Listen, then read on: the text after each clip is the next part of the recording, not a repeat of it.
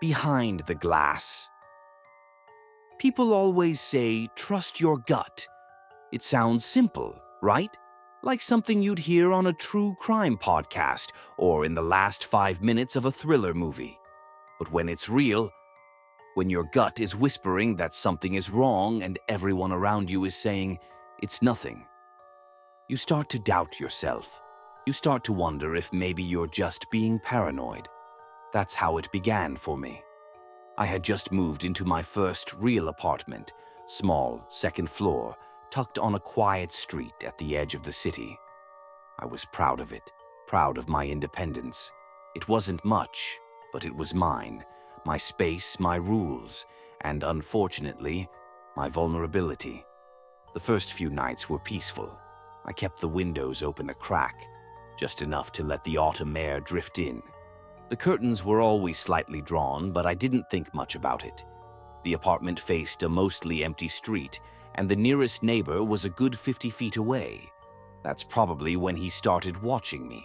And the first sign was subtle, a faint click, like something tapping on glass. I was watching a horror movie, of course, curled up on the couch with the lights off. The sound was soft but distinct. I paused the movie and listened, but there was nothing. Silence. Probably a tree branch or the radiator, I told myself. Old buildings make noises, but it kept happening. Not every night, just enough to start making me feel watched. And then I began to feel it. That prickling at the back of your neck, the way your skin tightens even when there's no one in the room. I brushed it off. Told myself I was being silly. I even made a joke about it to my friend Lucy. You're watching too many thrillers, she laughed. You'll turn into one. But then came the day I came home and the door was unlocked. Not wide open, just not fully shut. A small thing, really. Easy to miss. But I knew I had locked it that morning. I double-check every time. I searched the apartment. Nothing missing. No signs of forced entry, no drawers rifled through. Still, I started keeping a kitchen knife beside my bed after that. The envelope came a few days later. No name, no note. Just a plain white envelope slipped under my door sometime while I was sleeping. Inside were 3 Polaroid photos. The first showed me sitting on the couch, watching TV. The second showed me brushing my hair in front of the mirror. The third showed me asleep, face down, lights off, taken from the foot of my bed. I can't describe the feeling that settled in my chest. Not fear, not exactly. It was something heavier. A freezing dread, like every drop of blood in my body had turned to lead. I reported it immediately. The police were polite, concerned even. They checked the building, took the envelope. They said it was probably someone messing with me. You might want to keep your blinds closed at night, the officer said. Thanks. Real helpful. So I bought a motion sensor camera and placed it in my window. A cheap one I could sync with my phone, just for peace of mind. 3 nights passed. Then, at exactly 3:12 a.m., my phone buzzed. Motion detected. I opened the app, half asleep, expecting to see a car passing or a branch swaying in the wind. Instead, I saw him.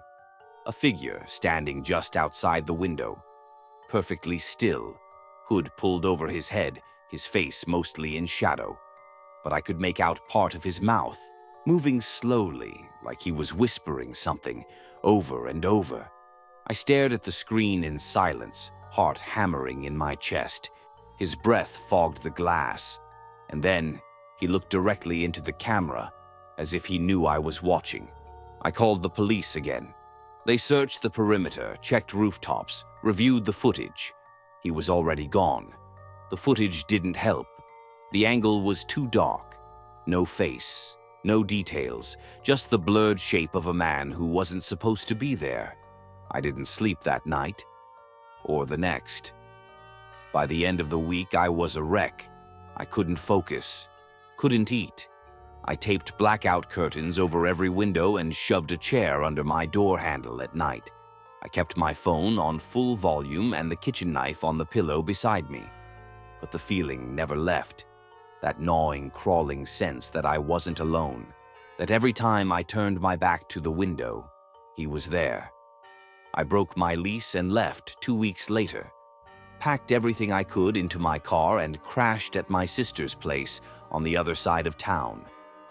I didn't even tell the landlord why. The first few nights were better. I was around people again. Normal sounds, warm lights, food I didn't have to microwave. I started to feel safe, until this morning.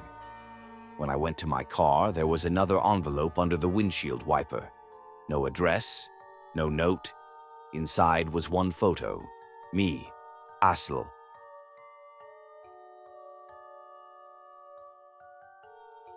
The smiling man. You don't notice the first time you're being watched. It's quiet, subtle, like the flicker of a shadow that disappears when you turn your head.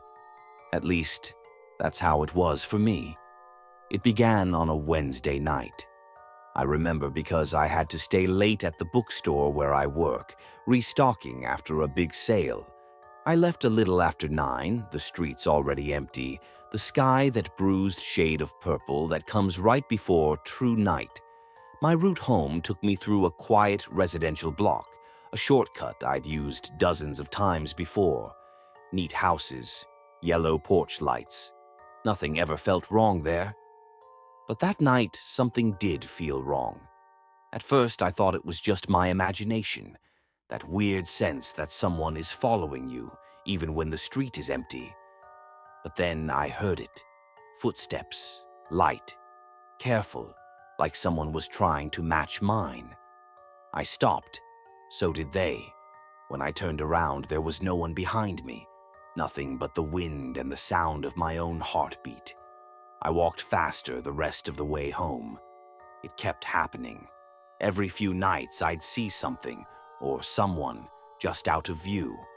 A figure across the street. A silhouette standing too long beneath a flickering street lamp. The worst was a man near the old sycamore tree, half hidden in the dark, his face shadowed under a hood.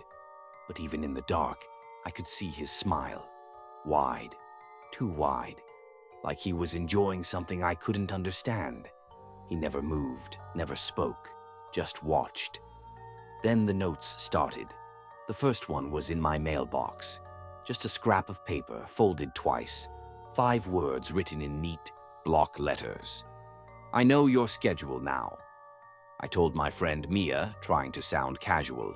She laughed nervously and said, "Creeps like that feed on fear. Ignore him and he'll go away."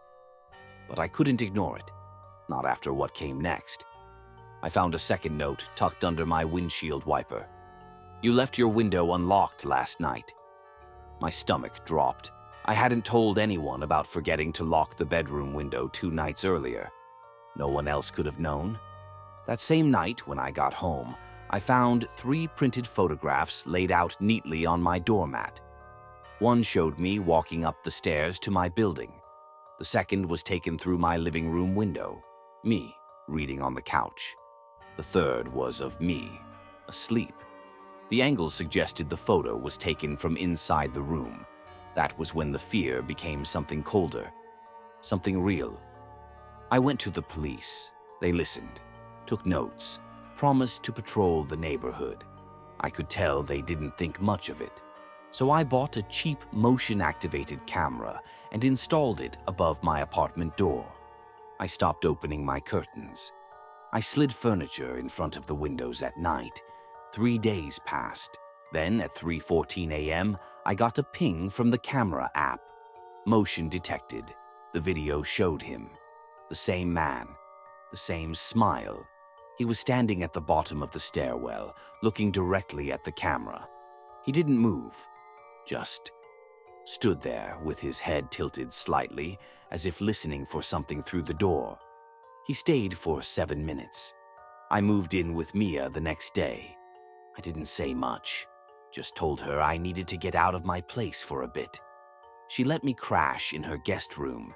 It helped for a while. But then I started waking up every night at 3:14. No reason, no noise, just a sudden jolt, as if something had pulled me from sleep. I'd lie there in the dark, heart racing, convinced someone was standing just on the other side of the wall. Last night, I woke up the same way, 3:14 a.m. Only this time, there was something on the floor by the bed. A photo, another Polaroid. It was me, sleeping in the bed I was still lying in. My heart stopped, and then I saw it. In the top left corner of the photo, just behind the crack in the closet door. He was there, inside the room, smiling. The man in the mirror. It started with a flicker in the mirror. I had just moved into a new apartment. I was brushing my teeth one night, eyes half closed, when I saw him.